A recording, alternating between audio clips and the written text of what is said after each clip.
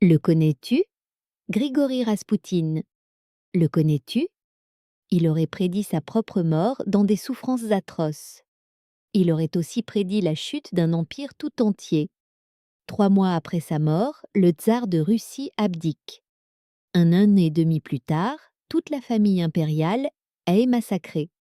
Un mystique venu du fin fond de la Sibérie, capable de manipuler les plus puissants du monde, ou simple aventurier devenu légende? Voici l'histoire de Grigori Raspoutine. Tout commence dans un minuscule village sibérien à plus de 2500 km de la capitale russe. Grigori grandit fils de fermier pauvre. Enfant, un drame le marque à jamais. En tentant de sauver son frère aîné tombé dans une rivière glacée, il attrape une pneumonie qui le laisse insomniaque à vie. Peu instruit, à peine capable de lire, rien ne semble le destiner à un destin extraordinaire. Et pourtant, à 16 ans, tout bascule. Raspoutine affirme voir des apparitions, des anges lumineux dans la campagne.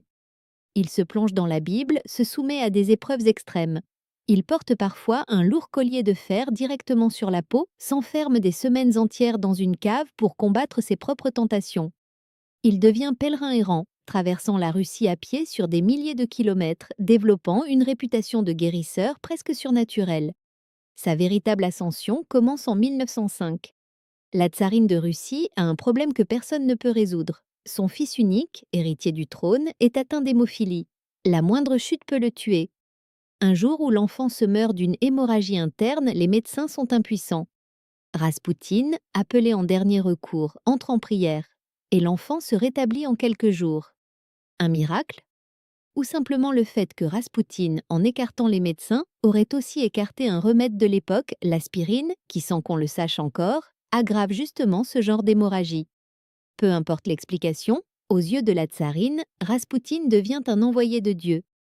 Il obtient un accès quasi illimité à la famille impériale, reçu comme un saint dans les plus hautes sphères, sphères du pouvoir russe.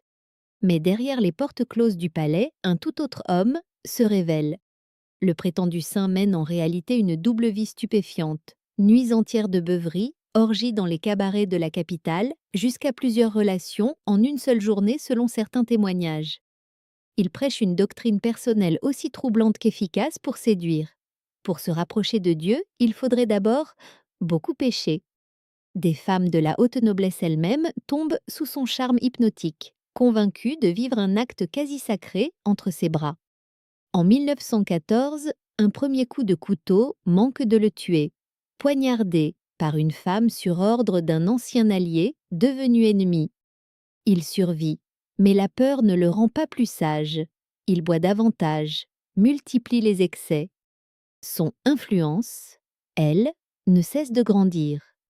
Quand le tsar part diriger ses armées au front, c'est Raspoutine qui, dans l'ombre, conseille désormais la tsarine sur les affaires de l'État.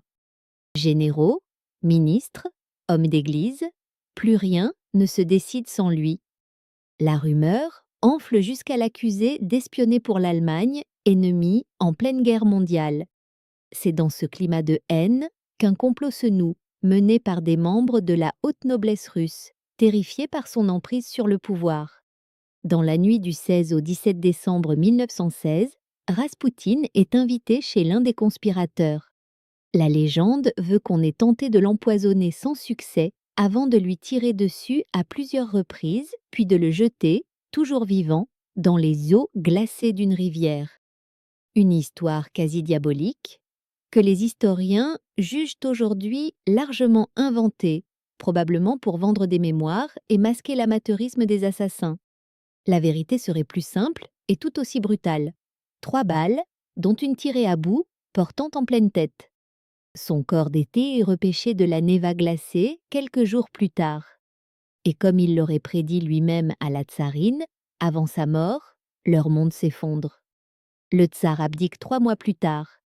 La famille impériale tout entière est exécutée 1 an et demi après. La Russie sombre dans une guerre civile qui durera des années, exactement comme il l'avait annoncé.